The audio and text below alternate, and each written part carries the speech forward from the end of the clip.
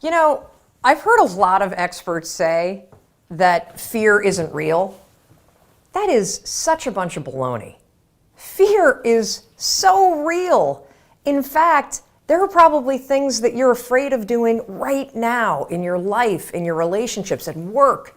And the fact that you're afraid, that's robbing you of all of the experiences that you want to have in your life. I mean, if you're afraid to fly, that's going to limit your ability to travel and see the world or go visit friends. If you're afraid of public speaking, that's going to really limit your ability to express yourself and share your ideas. If you're afraid of talking to your boss or asking for a raise, that directly impacts how much money you make. Or what if you are dreaming of starting a business, or you've already started a new business, but you're afraid to talk to people and you're afraid to share your business with people? I mean, fear is something that stops us all. And that's why I'm here to talk to you, because it doesn't have to. Fear is real, but I am going to share a secret weapon that I have used for years to beat every single fear that used to stop me. Now, first, before we get into this secret weapon, I just want to cover a few facts about fear, what it is, what it isn't, and some things that you may not know about fear. So first thing, fear is a physical state in your body that is exactly the same as excitement. Let me say that again. Fear and excitement are the exact same physical state. Your heart races. You might sweat a little bit. You might feel tightening in your chest. You might feel a pit in your stomach. You have a surge of cortisol. It's basically the way that your body goes into a hyper-aware state because it's readying for action. Now, what's the difference between fear and excitement? Really simple. The only difference between fear and excitement is what your brain is doing as your body is all agitated. If you're excited, your brain's going, "Oh, wow, this is going to be so cool to ride this roller coaster." If you're afraid, your brain's going, no way, there's no way I'm doing that, this is dangerous, get out of there, don't do that. It's saying something different. So what's critical about understanding this is that we're going to use the fact that your mind is either working for you for excitement or against you with fear to your advantage. And I'll tell you about it in just a minute, how you're going to do that. Second thing I want you to understand is that you may have heard the advice, feel the fear and do it anyway. You may have heard the advice, oh, just try to calm down. Think positive thoughts. It doesn't work, does it? And there's a reason why it doesn't work. So let's go back to fact number one. When you're afraid, your body's in a state of arousal and agitation, and your heart is racing, and you're all like amped up, and you're hyper aware of what's going on, and you're freaking out a little bit. What is it like when you're calm? You just kind of chill, right? You got like this low arousal state. Very, very difficult to go from a state of agitation and being all jacked up and excited and weirded out and to a kind of state. It doesn't work. It's like trying to stop a train by throwing a boulder on the tracks. It's going to make the train jump off the tracks. It's going to cause a disaster. In fact, they've proven in research that when you try to ignore your fears, it actually makes them worse. And they've also proven in research that positive thinking alone also can make your fears worse. So, what do you do? What do you do when you're about to go talk to your boss and you feel afraid? What do you do when you have to get on a plane and you're actually terrified of flying?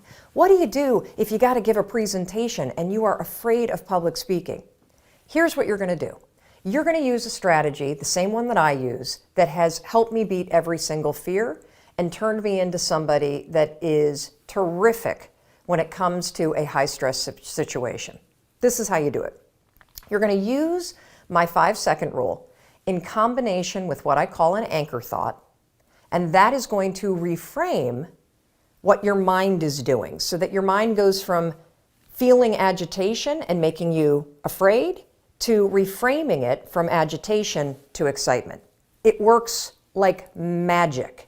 Now, I have used this technique for years, literally for years. And one of the ways that I want to introduce you to it is I want to take you backstage.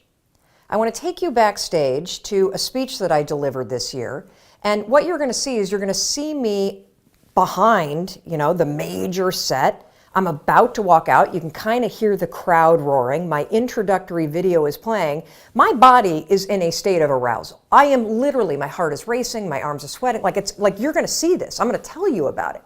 And you're going to watch me use this same technique I'm going to teach you to reframe my nerves into excitement.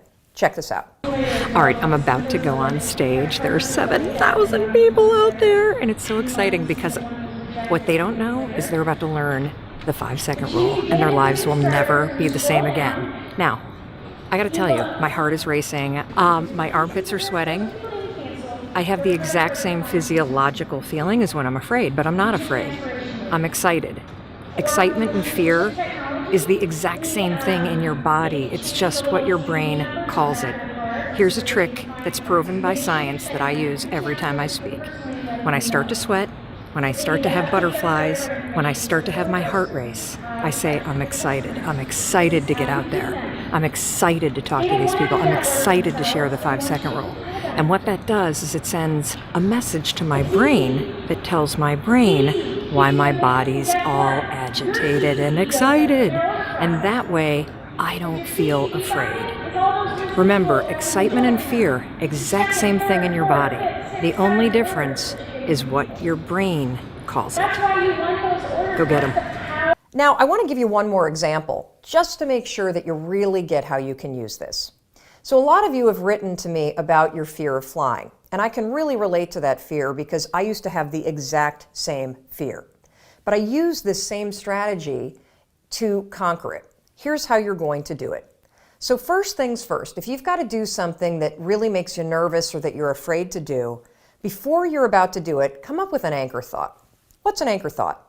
Well, an anchor thought is something that's going to anchor you so that you don't escalate any situation into a full-blown panic attack or into a situation where you screw things up. It's a way for you to anchor yourself so you maintain control over what you're thinking and how you behave. So here's an example with flying. It's important when you're creating an anchor thought to pick something that is in the proper context of what you're afraid to do. So for flying, pick an anchor thought that has to do with the trip that you're taking. So if I'm boarding a plane to fly back home to Michigan, an anchor thought might be a picture in my mind of my mom and I walking on the shores of Lake Michigan where I grew up.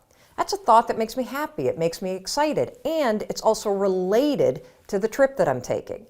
If you have a conversation that you need to have with your boss, pick an anchor thought about how you feel after having that conversation. Maybe it's you picking up the phone and calling somebody that you love and saying, oh my gosh, it went so well. Or you walking out of the meeting and feeling like, yeah, I survived that conversation. I feel pretty good about myself. So now that you have your anchor thought, you're ready to beat the fear. How you're going to do it is this. So let's go back to the example of the plane. I'm on the plane, I'm flying to Michigan. We hit turbulence. My body's going to start getting agitated, right? I'm starting to get nervous. My heart starts to race. One of two things can happen. I can't control how my body might feel, but I can always control what I'm thinking about, and I can always control how I act. And so can you. So when I'm on a plane and the turbulence hits, 5, 4, 3, 2, 1, that's step one. And it's essential. And the reason why using the 5-second rule, 5, 4, 3, 2, 1, is essential is because that is how you switch the gears in your mind, you awaken your prefrontal cortex, and you trigger your brain that you're now in control of your thoughts. You've interrupted the fear. You've settled your thoughts, and now your brain is ready for that anchor thought. So then what I do after I go 5, 4, 3, 2, 1 is I insert the anchor thought that I've already come up with before the flight. I start thinking about walking on the beach and being with my mom and my dad. And I start telling myself, I'm so excited to walk on the shores of Lake Michigan. I'm so excited to see my parents. Now something remarkable is going to happen in your brain. Because you've interrupted the fear, and because you've used the 5-second rule to assert control and awaken your prefrontal cortex, and because you have an image that contextually makes sense to your brain because you're flying to Michigan, you know what your brain does? Your brain goes, huh, Mel's excited to go to Michigan. Because my body is in a state, remember the first fact? Fear and excitement, exact same thing. What's the difference between fear and excitement? What your brain is saying. Using the 5-second rule and an anchor thought, you can actually switch the gears in your mind and reframe the thoughts of fear into thoughts of excitement. And because you have a vision that makes sense based on what you're doing, your brain buys it. You just tricked your brain. Now, Dana used this technique. She says she's never been so calm when she's been flying. And Sarah used it too. Now, Sarah wrote to us, she was petrified of flying, but utilizing the 5-second rule in 5, 4, 3, 2, 1 with an anchor thought, check out this photo of her on a helicopter tour in Hawaii. Not only was the tour amazing, but here's what's really amazing. If fear stops you, this will change your life. And for those of you that are afraid of public speaking, check out this photo of Carol. She also had a fear of public speaking. And by using this technique that I've just explained to you, 5-second rule, anchor thought, reframe your thoughts from fear to excitement, something incredible happened. She was able to beat her fear and give a speech to her nursing colleagues. And that was something that was a life goal and also something she checked off her bucket list. Fear is real.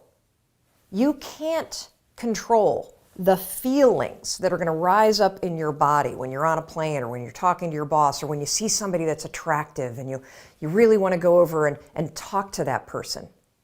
But you can always control what you think, and you can always make a decision about the actions you're going to take.